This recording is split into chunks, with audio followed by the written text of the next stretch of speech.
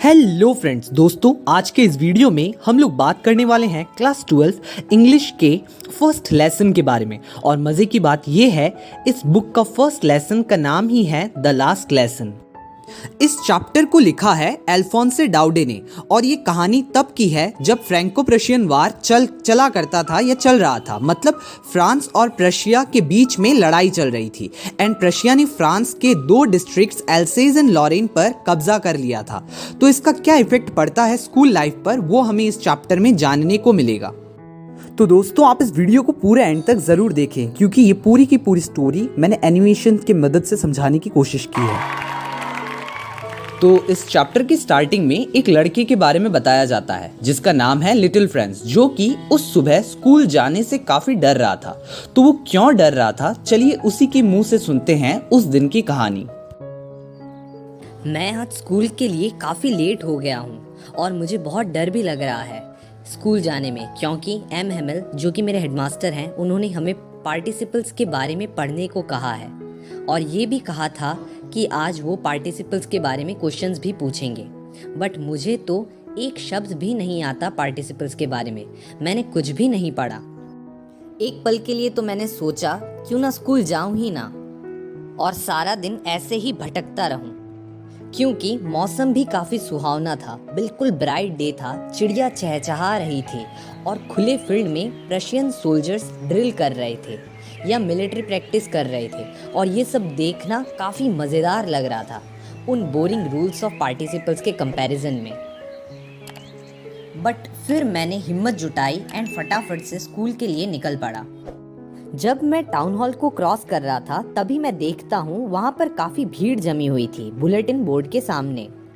और पिछले 2 सालों से जितनी भी बुरी न्यूज़ आती थी, जैसे कि बैटल्स का हारना या ड्राफ्ट या किसी कमांडिंग ऑफिसर के ऑर्डर्स, वो सभी इस बुलेटिन बोर्ड से ही आते थे।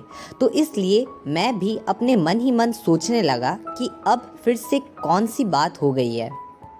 बट मैं रुका नहीं क्योंकि मुझे स्कूल के लिए लेट हो रहा था, इसलिए मैं जितना जल्दी हो सके उतने जल्दी चलने की कोशिश कर रहा था। बट जो ब्लैकस्मिथ वाचर था, ब्लैकस्मिथ यानी लोहार, वो अपने अप्रेंटिस मतलब कि अपने लर्नर के साथ बुलेटिन पढ़ रहा था और मुझे उसने पुकारा और कहा, इतनी जल्दी मत जाओ फ्रांस, आराम से तुम स्कूल पहुंच जाओगे, अभी भी तुम्हारे पास काफी टाइम है। पर मैं मन ही मन ये सोच रहा था कि ये ज़रूर मेरा मजाक उड़ा रहा है और अब जल्दी जल्दी में मैं स्कूल पहुंच चुका था।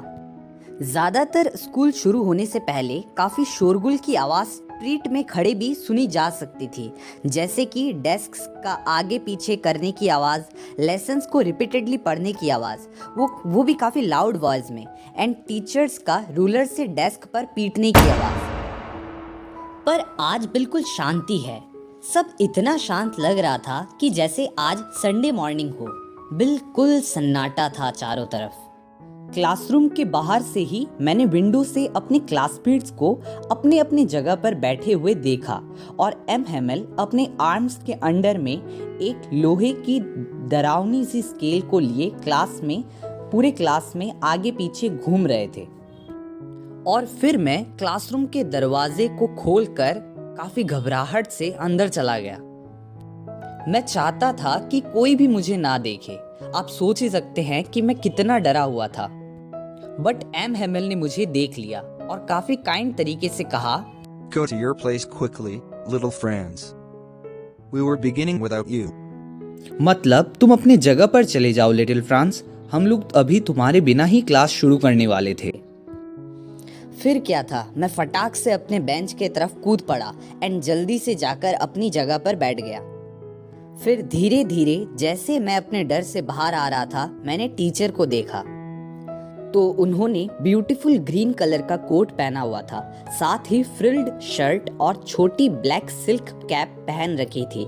ऐसे डिजाइन्ड कपड़े वो सिर्फ इंस्पेक्शन या प्राइज डेज के दिन ही पहना करते थे।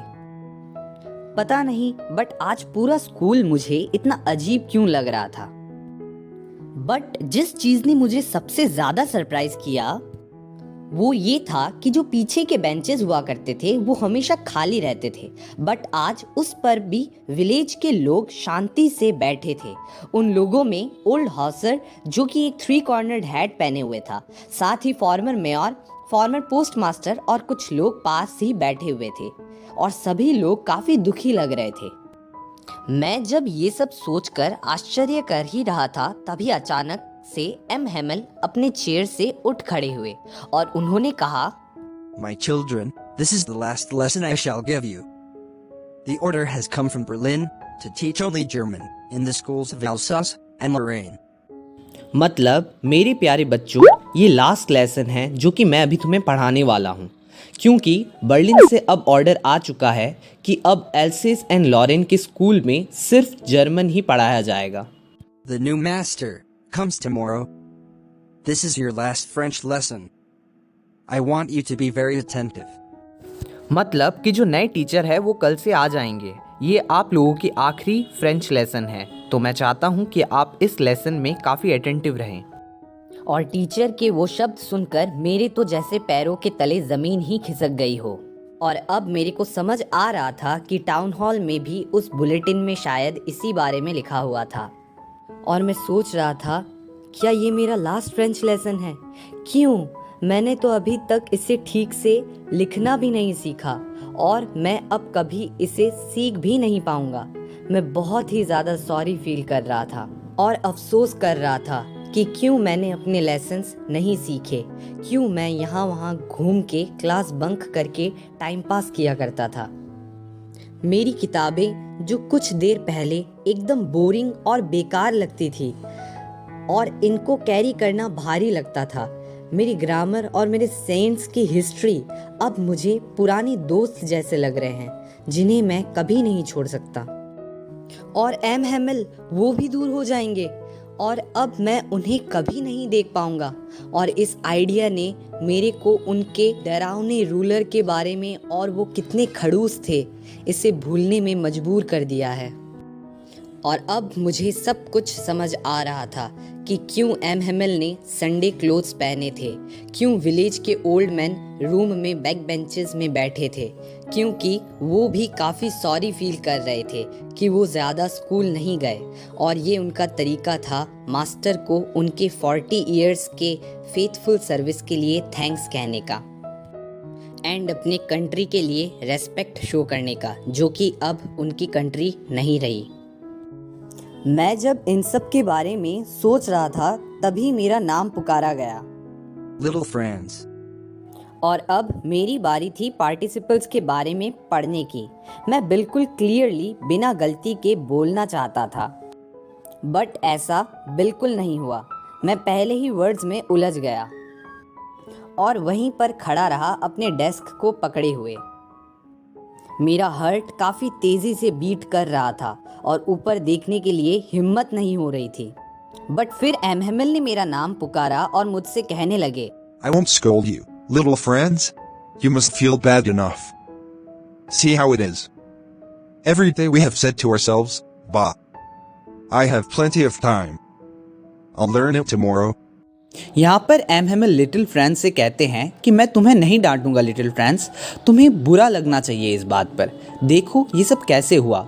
हर दिन हम कहते हैं कि मेरे पास बहुत समय है, मैं कल सीख लूँगा, लेकिन अब देखो तुम कहाँ पर पहुँच चुके हो। And now you see where we've come out. Ah, that's the great trouble with Alsace. She puts off learning till tomorrow. Now those fellows out there will have the right to say to you, how is it? You pretend to be Frenchmen. And yet you can neither speak nor write your own language. यहाँ पर M Hemal little France को समझाते हुए कहते हैं कि देखो France, तुमने कल पर बात टालते टालते अब तुम्हें ठीक से फ्रेंच लिखना पढ़ना भी नहीं आता। हम हमेशा सोचते हैं कि आज नहीं कल कर लेंगे, और यही प्रॉब्लम है एल्सेस की। और अब जब कल वो बर्लिन वाले आएंगे क्लास लेने, तो उनके पास ये कहने का मौका होगा कि तुम अपने आप को फ्रेंचमैन कहते हो, बट फिर भी तुम्हें फ्रेंच लिखना और पढ़ना भी नहीं आता। But you are not the worst, poor little Franz. We've all a great deal to reproach ourselves with. Your parents were not anxious enough to have you learn. They preferred to put you to work on a farm or at the mills, so as to have a little more money. एम हेमल कहते हैं कि but इसमें तुम्हारी गलती नहीं है लिटिल फ्रेंड्स, इसमें तुम्हारे पेरेंट्स की भी गलती है कि उन्होंने तुम्हारे पढ़ाई पे ध्यान नहीं दिया, क्योंकि वो चाहते थे कि तुम फार्म पे या मील्स पे काम करने जाओ ताकि उससे कुछ पैसे भी मिल जाए। And I've been to blame also. Have I not often sent you to water my flowers instead of learning your lessons? And when I wanted to go fishing, did I not just give you a holiday?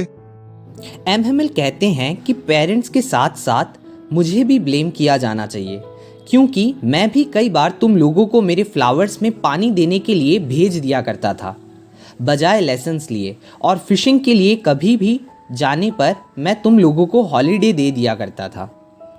So friends, आज के हमारे question है what description of the day had been given by little Franz in your chapter. And second question है who had occupied the last few benches on the day of last lesson. तो आप इन दोनों questions के answer नीचे comment section में ज़रूर बताएं। तो दोस्तों, आज की वीडियो के लिए बस इतना ही। बाकी का चैप्टर हम इस वीडियो के नेक्स्ट पार्ट में डिस्कस करेंगे। अगर आपको ये वीडियो पसंद आया हो तो आप इस वीडियो को लाइक करें, हमारे चैनल को सब्सक्राइब करें और उसके पास दिए हुए बेल आइकन को ज़रूर दबाएं ताकि आप भी हमारे सुंदर से परिवार का सदस्य बन सकें। Thank you so much for watching this video.